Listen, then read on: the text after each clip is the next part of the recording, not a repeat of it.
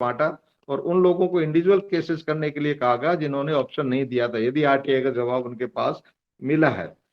इन बातों को देखते हुए और आगे सफलता मिली। इसी बीच में चूंकि कोरोना का 2 साल का पीरियड रहा जिसमें थोड़े एक्टिव नहीं रह पाए, कुछ नए जवान भी उस बीच में, कुछ युवा लोग अभी आ गए थे जो उसी समय रिटायर हुए थे। उसको देखते हुए चूंकि 2 साल के इस कार्यकाल में कोर्टों में जो अपने केसेस लगे थे उसका भी प्रोग्रेस हम नहीं बता पा रहे थे, लोगों से जुड़ भी नहीं रहे थे। सदस्यता अभियान भी थोड़ा धीमा पड़ गया था। श्री दुबे जी के स्वास्थ्य के कारण वो भी एक्टिव नहीं रह पाए थे। कुछ रजिस्ट्रेशन वगैरह का प्रॉपर मेंटेनेंस नहीं हो पा रहा था, उस वजह से भी कुछ दिक्कतें आई। और इसके बाद में ये जगत सिंह जी ने दोबारा प्रयास किया कि क्यों नहीं हम नए सिरे से इसका दोबारा गठन करें। और इसी को देखते हुए नई सीईसी बॉडी, एडॉक बॉडी का जो गठन किया गया, जिसमें डॉक्टर बीएन सिंह जी का अध्यक्ष और श्री जगत सिंह जी को जो है ना जनरल सेक्रेटरी बनाया गया। मुझे सीनियर वाइस प्रेसिडेंट का पद दिया गया है। विशेषकर इसमें केवीडी प्रसाद और साउथ के बहुत से लोगों ने मिलकर एक ये प्रयास किया कि क्यों नहीं हम इसको और सिस्टमेटिक ढंग से इसको ऑर्गेनाइज करें। उसी ऑर्गेनाइज करने के लिए वेबसाइट का भी जो है ना लॉन्च किया गया। जो मेंबरशिप ड्राइव है वो भी हमारा थ्रू वेबसाइट हुआ। उस ऑनलाइन रजिस्ट्रेशन में काफी सफलता मिली लोगों को, एक परमानेंट उसका रिकॉर्ड हो गया। उसमें पहले जो चूंकि रिकॉर्ड में हम कुछ लोग वो सूचना या एक्नॉलेजमेंट नहीं दे पाए थे, तो एक हमारे साथियों में इस बात का संतोष था कि हमने सदस्यता फीस तो दे दी लेकिन हमें सदस्यता का नंबर या रजिस्ट्रेशन नंबर नहीं मिला। अब जो सीरियल नंबर आपके उसमें ऑनलाइन रजिस्ट्रेशन में आ रहा है वो आपका परमानेंट ये नंबर आ जाएगा। तो ये एक समस्या दूर हुई। फिर ये बात बीच में आई कि जिन लोगों ने पैसा पहले दे दिया तो क्या उनको मेंबर माना जाए, तो सीसी ने ये भी एक्सेप्ट कर लिया कि जितने जो भी जिन भी लोगों ने पहले से भी चाहे पैसा कम दिया हो ज्यादा दिया हो वो भी इसके सदस्य माने जाएंगे। इस बीच में समस्या बहुत सी आई। एमएससीपी का केस था, सिलेक्शन स्केल का केस था, सीजीएचएस का केस था। इस बीच में जगत सिंह जी ने जब नए सिरे से दोबारा मिनिस्ट्री ऑफ एचआरडी को भी, कमिश्नर को भी, इन विभिन्न मांगों पे मुद्दों के लिए अनेक पत्र लिखे, लेकिन उनकी तरफ से कोई विशेष रिस्पॉन्स नहीं आया।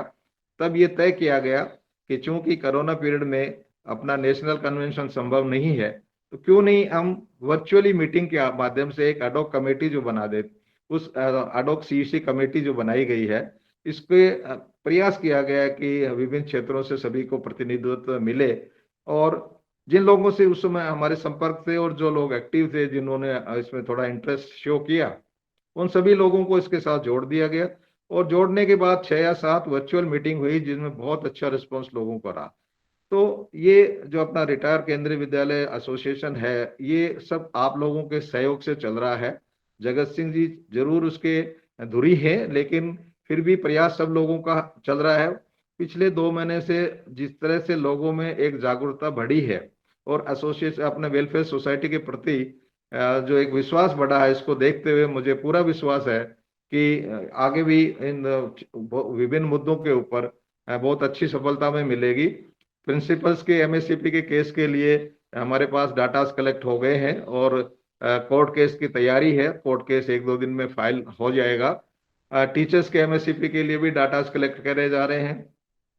सीपीएफ टू जीपीएफ को भी अलग अलग उनके पार्ट्स में टीचर्स को बांटा गया है कि कौन लोग इतने हैं, कौन कितने लोग ऐसे हैं जो 1186 के बाद में जिनका सिलेक्शन हुआ है, कौन लोग ऐसे हैं जिन्होंने ऑप्शन दिया है, कौन लोग ऐसे हैं जिन्होंने ऑप्शन नहीं दिया है। और इसको अलग अलग केसेस को मॉनिटर करने के लिए अलग अलग कमिटीज का गठन किया गया है। जैसे प्रिंसिपल्स के लिए और असिस्टेंट कमिश्नर, डिप्टी कमिश्नर के लिए जो एमएससीपी का केस था उसके लिए ये जिम्मेदारी मुझे सौंपी गई थी। और उसमें आपको जानकर ये खुशी होगी कि 43 प्रिंसिपल्स एंड 13 असिस्टेंट कमिश्नर्स ने केस फाइल करने के लिए उसमें आगे आए हैं और उन्होंने अपने डॉक्यूमेंट्स और वो जो फीस है, शुल्क है, वो जमा करवाया है। और उसका ओए तैयार हो गया है जो अंडर सर्कुलेशन है। बहुत से लोग ने उसमें जो सुझाव दिए हैं, अमेंडमेंट दिए हैं, वो हमने कन्वे कर दिए हैं एडवोकेट को, वो उसमें आपको मिलेंगे।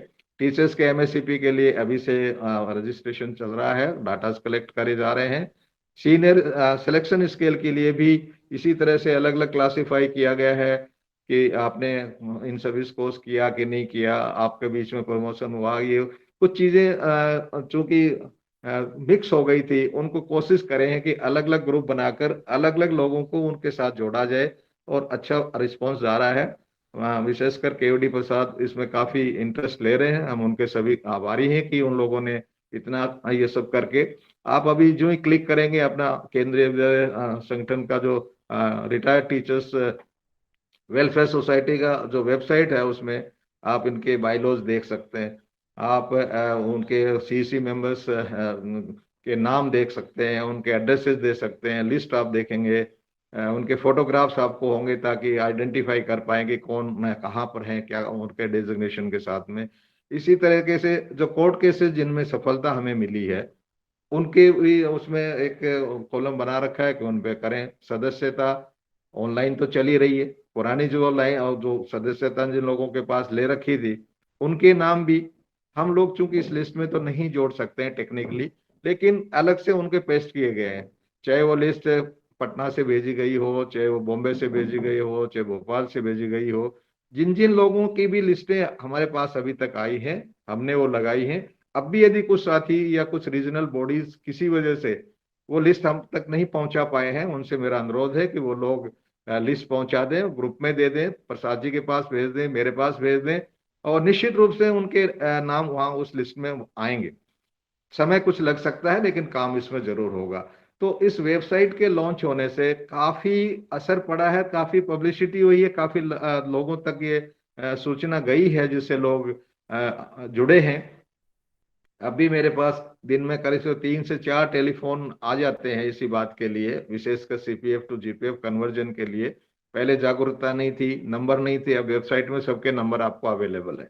तो मैं सभी से अनुरोध करता हूं कि जो भी केंद्रीय विद्यालय के रिटायर्ड एम्प्लॉयज हैं, वो वेबसाइट को जरूर देखें, और वेबसाइट देखने से आपको सभी के डाटाज मिल जाएंगे, सभी के मोबाइल नंबर मिलेंगे, और सीसी मेंबर्स आपके लिए अवेलेबल है सभी।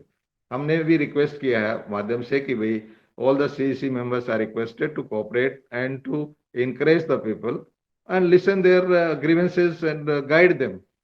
हमारे या सीसी के पास में कोई भी किसी जजमेंट को देने का या कोई लाभ देने के हमारे पास कोई अधिकार नहीं है।